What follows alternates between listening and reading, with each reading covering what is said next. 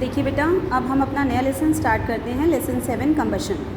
इस चैप्टर में हम क्या पढ़ेंगे कि कंबशन क्या है, कंबस्टिबल मटेरियल्स कौन कौन से होते हैं, कंबशन के लिए क्या क्या कंडीशंस रिक्वायर्ड होती हैं, ये सभी।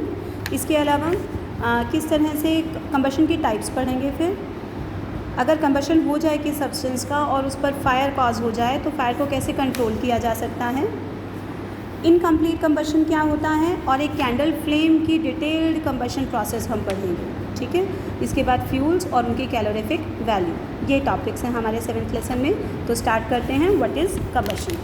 कंबशन क्या होता है, सबसे पहले इस चैप्टर में फ्यूल की डेफिनेशन आती है। फ्यूल क्या होता है, कोई भी मटीरियल जो कि बर्निंग के बाद, एयर में बर्न होने के बाद हीट एनर्जी प्रोड्यूस करता है, उन्हें फ्यूल्स बोलते हैं। जैसे कि coal, coke, kerosene, LPG, petrol, wood, ये सब जलने के बाद हीट प्रोड्यूस करते हैं ना। कोल जलता है, हीट प्रोड्यूस होती है, कोक जलता है, हीट प्रोड्यूस होती है। तो जो सब्सटेंस बर्निंग के बाद हीट प्रोड्यूस करते हैं उन्हें फ्यूल्स बोलते हैं। ओके, अब कंबशन क्या होता है, कंबशन होता है पहले कंबस्टिबल मटेरियल्स कर लेते हैं, फिर कंबशन करते हैं। कंबस्टिबल मटेरियल्स क्या होते हैं, जैसे मान लीजिए मेरे पास वुड है, मैंने वुड को बर्न किया, बर्न करने के लिए उसे थोड़ा फायर देना पड़ेगा। ठीक है, और ऑक्सीजन की पूरी प्रेजेंस होनी चाहिए, है ना। किसी बंद कमरे में या गीली लकड़ी जो है वो नहीं जलती। तो एक वुड जो है वो जब बर्न होगी एयर की प्रेजेंस में तो वो क्या प्रोड्यूस करेगी, हीट प्रोड्यूस करेगी, साथ साथ लाइट भी प्रोड्यूस होगी। ठीक है, तो वुड क्या हुआ, एक कंबस्टिबल मटीरियल हुआ। वुड क्या हुआ, कंबस्टिबल मटीरियल। तो कंबस्टिबल मटीरियल्स कौन से होते हैं, वो मटीरियल्स जो हीटिंग के, जो जलने के बाद ऑक्सीजन की प्रेजेंस में, ठीक है, ऑक्सीजन की प्रेजेंस में ही कोई सब्सटेंस बर्न होता है, और बर्न होने के बाद वो फायर कैच कर लें, हीट और लाइट प्रोड्यूस करें, उन सभी सब्सटेंसेस को हम कंबस्टिबल सब्सटेंसेस बोलते हैं। ओके, और वो केमिकल प्रोसेस जिसमें कोई सब्सटेंस बर्न होता है और हीट और लाइट प्रोड्यूस होती हैं, उस पूरे प्रोसेस को हम कंबशन बोलते हैं। क्या बोलते हैं उन पूरे प्रोसेस को, कंबशन। ओके, कंबस्टिबल सब्सटेंसेस ही फ्यूल भी कहलाते हैं। देखो बेटा, कंबशन प्रोसेस है जिसमें कोई कंबस्टिबल सब्सटेंस बर्न हो रहा है और बर्न होने के बाद हीट और लाइट प्रोड्यूस कर रहा है। कंबस्टिबल सब्सटेंसेस का ही दूसरा नाम क्या है, फ्यूल। फ्यूल सॉलिड, लिक्विड और गैसेस तीनों फॉर्म में हो सकते हैं। सॉलिड फ्यूल जैसे वुड हो गया, कोल हो गया, कोक हो गया। लिक्विड फ्यूल जैसे कि कैरोसिन है, पेट्रोल है, डीजल है।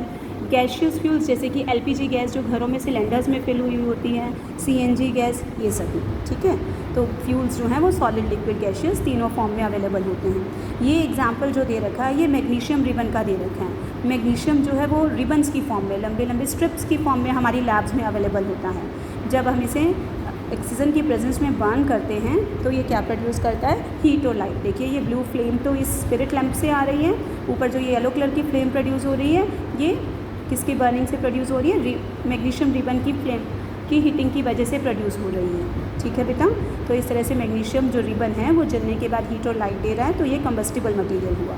अब यहाँ पर आपको कुछ सब्सटेंसेस दिए गए हैं, आपने इन्हें कंबस्टिबल और नॉन कंबस्टिबल मटेरियल्स में सॉर्ट आउट, सेपरेट करना है। मैच स्टिक जल जाती है, हीट लाइट प्रोड्यूस करती है, तो वो कंबस्टिबल हुआ। पेपर भी जलने के बाद हीट और लाइट प्रोड्यूस करता है, ये भी कंबस्टिबल हुआ। क्लोथ, कोई भी कपड़ा भी जलने के बाद हीट लाइट प्रोड्यूस करता है, ये भी कंबस्टिबल हुआ। रबड़ नहीं जलती है, ठीक है, रबड़ से धुआं सा निकलता है, बस कोई हीट और फ्लेम नहीं प्रोड्यूस होती है, तो वो नॉन कंबस्टिबल हुआ। ऐसे ही आयरन की नेल्स भी नहीं जलेंगी, हीट लाइट नहीं प्रोड्यूस करेंगी। ग्लास भी नहीं करेगा। स्ट्रॉज ना यहाँ पर ज़रूर पेड़ की झाड़ियाँ जो होती हैं ना वो स्ट्रॉज़ है, अदरवाइज़ प्लास्टिक की स्ट्रॉज जो पाइप्स होती हैं वो भी हो सकता था, लेकिन ये लिखा होता है यहाँ पर अगर वो प्लास्टिक स्ट्रॉज होती। ये स्ट्रॉ ज़रूर पेड़ की झाड़ियाँ हैं जो जलने के बाद हीट और लाइट दे देती हैं, तो ये भी क्या हुआ, एक कंबस्टिबल मटीरियल हुआ। ओके, नेक्स्ट है हमारे पास कंडीशंस रिक्वायर्ड फॉर कंबशन। किसी भी चीज़ की कंबशन के लिए, जलने के लिए क्या क्या कंडीशंस चाहिए, इस चीज़ को समझाने के लिए एक एक्टिविटी दी गई है आपकी बुक में। वो एक्टिविटी क्या है, ये एक्टिविटी आपने 5th क्लास में भी की होगी। हमने कैंडल ले ली, कैंडल को इग्नाइट किया, मतलब उसे लाइट अप किया, फ्लेम प्रोड्यूस होगी कैंडल की। फिर उस कैंडल फ्लेम के ऊपर चिमनी रख दी गई है। चिमनी क्या होता है, चिमनी एक तरह का, इस तरह का ग्लास, कांच की बनी हुई एक इस तरह का मटेरियल है जो ऊपर से ओपन होगा। ओके, और ऊपर से ओपन होगा तो ऑक्सीजन की सप्लाई जो है वो साइड से तो नहीं में होगी, लेकिन ऊपर से कैंडल को ऑक्सीजन मिलेगी बर्न होने के लिए। थर्ड केस में हमने इस चिमनी के ऊपर एक कार्डबोर्ड रख दिया जिनसे ये पूरी की पूरी तरह से बंद हो गया। अब देखो बेटा, जो फर्स्ट केस है जिसमें कैंडल जो है वो ओपन में बर्न हो रही है, तो इसमें बिल्कुल ब्राइट फ्लेम कैंडल की प्रोड्यूस होगी। सेकेंड केस में कैंडल की जो फ्लेम है वो फ्लिकर होनी शुरू हो जाएगी, फ्लिकर मतलब डिम होनी शुरू हो जाएगी क्योंकि जो ऑक्सीजन की सप्लाई है वो प्रॉपर नहीं है। और थर्ड केस में कैंडल जो है वो एक्सटिंग्विश हो जाएगी, बुझ जाएगी। क्यों बुझ जाएगी? क्योंकि जो अब की बार ऑक्सीजन की सप्लाई बंद हो गई है और ऑक्सीजन के बिना कोई सब्सटेंस बर्न नहीं होता है। ठीक है बेटा, तो इस तरह से हमें पता चलता है कि कैंडल की बर्निंग के लिए मतलब हमें ऑक्सीजन की ज़रूरत पड़ी, तो कंबस्टिबल मटेरियल्स के लिए क्या कंडीशन है बर्निंग के लिए? ऑक्सीजन की सप्लाई होना ज़रूरी है। तो यहाँ से क्या जजमेंट निकली? Oxygen is the supporter of combustion, combustion का सपोर्टर है ऑक्सीजन, और कंबशन नहीं होगा अगर ऑक्सीजन नहीं होगी। ओके, अब जो हमारा नेक्स्ट टॉपिक है इस चैप्टर में वो है इग्निशन टेम्परेचर का। इग्निशन टेम्परेचर के टॉपिक को समझाने के लिए यहाँ पहले एक एक्टिविटी दी गई है। ओके, देखो बेटे यहाँ पर ये जो आपको नज़र आ रहा है ये क्या है? ये ना पेपर से कप बना दिए गए हैं, कीप बना देते हैं ना पेपर से, तो 2 कीप बनाई पेपर से। एक कीप में पानी रखा, एक कीप में कोई चीज़ नहीं रखी, दोनों को स्पिरिट लैंप के ऊपर बंद किया। और हमने क्या देखा, जो पेपर जिसके अंदर जो खाली है अंदर से वो पेपर तो एकदम से बर्न हो जाता है, जल जाता है, और जो दूसरा पेपर जिसके अंदर वाटर था वो पेपर बर्न नहीं होता। तो ऐसा क्यों हुआ? देखो बेटा, ये बात हमें मालूम है कि मान लीजिए मेरे पास ये पेपर है और ये वुड का पूरा बड़ा एक पीस है। अगर मुझे इस पेपर को जलाना है तो मैं एक माचिस की तीली, मैचस्टिक, बर्निंग मैचस्टिक इस पेपर के पास लेकर आऊँगी और ये पेपर जल उठेगा। क्या उस बर्निंग मैचस्टिक से ये वुड जल जाएगी? नहीं। इसको जलाने के लिए हमें एक बड़ी मशाल सी चाहिए कि कोई चीज़ है ना, उसकी हेल्प से ये वुड जो है वो जलेगी। ओके, तो क्या मतलब हुआ कि इसको जलाने के लिए तो थोड़ा सा टेम्परेचर काफ़ी था जो कि एक मैचस्टिक से ही मिल गया। इसको जलाने, कोई भी चीज़ कब जलती है? जब वो गर्म हो जाएगी तो वो अपने अंदर से लाइट एमिट करना शुरू करेगी, आग पकड़ लेगी वो, समझे? तो पेपर तो आग एकदम से पकड़ लेगा क्योंकि इसको मतलब हल्की सी हीटिंग से ही ये आग पकड़ लेगा। ओके, लेकिन जो है ये वुड नहीं पकड़ेगी। तो इसका मतलब इसको इग्नाइट करना होता है किसी चीज़ को जलाना। तो इग्नाइट करने के लिए हमें थोड़ा सा टेम्परेचर चाहिए, इसको इग्नाइट करने के लिए ज़्यादा टेम्परेचर चाहिए। तो किसी भी चीज़ को जलाने के लिए जो टेम्परेचर चाहिए होता है वो उसका इग्निशन टेम्परेचर होता है। ओके, क्या होता है ignition temperature? The minimum temperature required for burning of a substance. Okay, minimum temperature, जैसे कि ये पेपर है, ये एक मैचस्टिक से भी जल जाएगा, बर्निंग मैचस्टिक से। और अगर मैं इस पेपर की मैचस्टिक की जगह अगर एक मशाल से ये पेपर जलाऊंगी, क्या ये नहीं जलेगा? ये जल जाएगा। लेकिन मिनिमम टेम्परेचर तो इसके लिए एक मैचस्टिक ही काफ़ी है ना, बर्निंग मैचस्टिक ही। तो वो मिनिमम टेम्परेचर जो किसी सब्सटेंस की बर्निंग के लिए हमें चाहिए होता है वो होता है उसका इग्निशन टेम्परेचर। ओके, तो अब यहाँ पर पेपर तब जलेगा जब पेपर को उसका इग्निशन टेम्परेचर मिल जाएगा।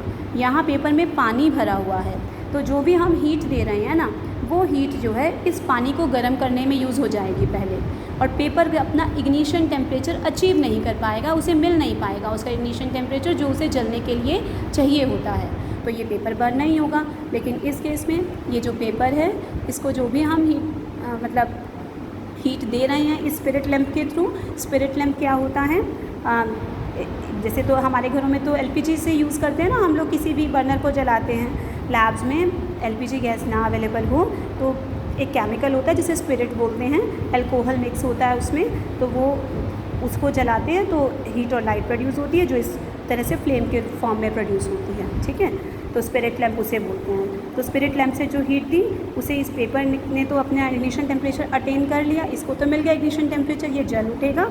लेकिन इसको जो हमने टेम्परेचर दिया था वो किसको कहाँ यूज़ हो गया? वाटर को हीट करने में यूज़ हो गया। इसको पेपर को अपना इग्निशन टेम्परेचर नहीं मिल पाया, इसलिए ये जल्दी बर्न नहीं होगा। समझ गए? उसके बाद इग्निशन टेम्परेचर पर बेस्ड, इग्निशन टेम्परेचर का एक और नेम है Kindling temperature. The minimum temperature required for burning of a substance is called its ignition or the kindling temperature. And the 4 examples are there based on the topic of ignition temperature. Very, very important these examples are. First is the paper cup. We have already done this. Paper cup full with water will not catch fire easily, but the empty paper cup will catch fire. Because empty paper cup में क्या होगा? It will attain its ignition temperature just by a matchstick, burning matchstick. But it will not attain its ignition temperature because the heat given is used to heat up water. समझे? उसके बाद phosphorus के बारे में आइए। Phosphorus क्या है? Phosphorus का इग्निशन, ये कहते हैं कि फॉस्फोरस स्पॉन्टेनियसली बर्न होता रहता है। स्पॉन्टेनियसली मतलब अपने आप जलता रहता है। ऐसा क्यों होता है? फॉस्फोरस का इग्निशन टेम्परेचर बेटे 35 डिग्री सेल्सियस होता है। मतलब तकरीबन गर्मियों में हमारे रूम में टेम्परेचर ये होता है ना 35 से 40 डिग्री सेल्सियस टेम्परेचर रहता है हमारे रूम का समर के सीज़न में। तो ये टेम्परेचर पर ही फॉस्फोरस तो आग पकड़ लेता है, फायर कैच कर लेता है। तो इसीलिए वो स्पॉन्टेनियसली मतलब अपने आप जल जाता है जब भी इसे रूम में रखा जाए। ओके, इसीलिए इसे पानी में रखते हैं फॉस्फोरस को, याद रखना, ताकि ये इसका इग्निशन टेम्परेचर ना मिल पाए। 35 डिग्री सेल्सियस तो बड़ी आसानी से मिल जाएगा ना, रूम में ही मिल जाएगा बिना किसी मैच स्टिक के, बिना किसी बर्निंग सब्सटेंस के। तो ये अपने आप जल उठेगा। इसको जलने से बचाने के लिए इसे पानी में रखा जाता है। अब है एक मैच स्टिक को हल्का सा अगर हम उसके मैच बॉक्स के साथ स्ट्राइक ही करते हैं तभी वो जल उठती है। मैंने कहा ना कोई भी चीज़ हीट की वजह से जलती है, अभी बताया था आपको। जब हम मैच स्टिक को मैच बॉक्स के साथ रब करेंगे तो आपको पता है दो सरफेस आपस में टकराते हैं तो फ्रिक्शन होता है। तो दोनों सरफेस जब रब होंगे तो फ्रिक्शन की वजह से हीट प्रोड्यूस होती है, और वही हीट काफ़ी होती है मैच स्टिक के आगे रेड फॉस्फोरस लगा होता है बच्चों। ठीक है, मैच स्टिक के आगे क्या लगा होता है? Red phosphorus. उस रेड फॉस्फोरस का टेम्परेचर तो हमें पता ही है, इग्निशन टेम्परेचर बहुत कम होता है, बड़ी जल्दी आग पकड़ लेता है। तो फिर जैसे ही हमने मैच स्टिक को मैच बॉक्स के साथ रब किया तो फ्रिक्शन की वजह से हीट जनरेट होती है, और वो हीट सफिशेंट होती है इस मैच स्टिक को बर्न करने में। ओके, तो मैच स्टिक जो है वो एकदम से जल उठती है। ठीक है बेटा, तो why the matchstick catch fires on just rubbing with the matchbox? Because when we rub matchstick with the matchbox, then due to friction heat is generated. This heat is sufficient to attain the ignition temperature of phosphorus which is at the front of the matchstick. Okay, so phosphorus will catch fire and the matchstick gets light up. Clear है? Next है very important, flame of the candle goes off when we blow over it strongly. जब हम candle पर फूंक मारते हैं तो एकदम से कैंडल बुझ जाती है। ऐसा क्यों होता है? दो रीज़न्स हैं, एग्ज़ाम्स में दोनों रीज़न्स आते हैं। एक तो ये है, सेकंड वाला रीज़न पहले करते हैं। जब हम किसी भी चीज़ पर ऐसे ब्लो करोगे, आप ब्लो करता होता है फूंक मारना, ठीक है। तो जब आप ब्लो करेंगे तो हमारे माउथ से कार्बन डाइऑक्साइड गैस रिलीज़ होती है, ठीक है। और कार्बन डाइऑक्साइड गैस, याद रखना बेटा, फायर एक्सटिंग्विशर होती है, आग को बुझाने वाली गैस होती है। ऑक्सीजन आग को बढ़ाने वाली और कार्बन डाइऑक्साइड आग को बुझाने वाली। तो कार्बन डाइऑक्साइड गैस हमारे माउथ से रिलीज़ होती है और वो कार्बन डाइऑक्साइड कैंडल की फ्लेम को बुझा देती है, ठीक है। उसके बाद जो है एक और है यहाँ पर, जब भी हम किसी कैंडल, देखो क्या चाहिए, किसी भी चीज़ को जलने के लिए ऑक्सीजन चाहिए और उसका इग्निशन टेम्परेचर चाहिए। ये दो बातें हमने सीख ली ना। किसी भी चीज़ को जलने के लिए एक तो ऑक्सीजन ज़रूरी है, एक उसको उसका इग्निशन टेम्परेचर मिलना चाहिए, तब वो जलेगी। जब हम कैंडल के ऊपर फूंक मारेंगे तो क्या होगा, आसपास की कैंडल, मान लीजिए ये कैंडल की फ्लेम है, इसके आसपास की हवा जो है वो फूंक मारने से बहने लगेगी ना। और जब हवा चलती है तो आपको पता है ना, ठंडक सी प्रोड्यूस हो जाती है। आप कहीं भी फूंक मार कर देखिए, बेशक हमारे माउथ से कार्बन डाइऑक्साइड निकल रही है, लेकिन जो आसपास हवा है, एयर मतलब एटमॉस्फेयर में, वो चलने लग जाती है। और जब एयर ब्लो करती है तो कूलिंग इफेक्ट कॉज होता है, ठंडापन प्रोड्यूस होता है। और जब वहाँ पर आसपास कूलिंग इफेक्ट प्रोड्यूस हो जाएगा तो इस कैंडल को अपना इग्निशन टेम्परेचर नहीं मिल पाएगा, क्योंकि ठंडक हो गई ना आसपास। तो कैंडल को जब अपना इग्निशन टेम्परेचर नहीं मिल पाएगा तो कैंडल बुझ जाएगी। हमेशा फूंक मारने से कैंडल नहीं बुझती, कभी कभी बुझती है जब हम ज़ोर से फूंक मारते हैं। वो ऐसा क्यों होगा, जब हम इतनी ज़ोर से ब्लो करेंगे कि एयर जो है वो ठंडी हो जाए तो कैंडल एक्सटिंग्विश होगी, अदरवाइज़ नहीं होगी। ठीक है बेटा, तो दो रीज़न्स हैं यहाँ पर। कैंडल की गोज़ ऑफ बोलते हैं, जब कैंडल की फ्लेम बुझ जाए तो बोलते हैं flame goes off. Why the candle flame goes off when we blow over it strongly? One reason is that the carbon dioxide produce through our breath extinguishes the fire. दूसरा reason क्या है, when we blow over the candle the air starts flowing and this flowing air causes cooling effect, so ignition temperature of candle is not attained and it will goes off और ये बुझ जाएगी। ठीक है, आगे का टॉपिक हम next video से करेंगे।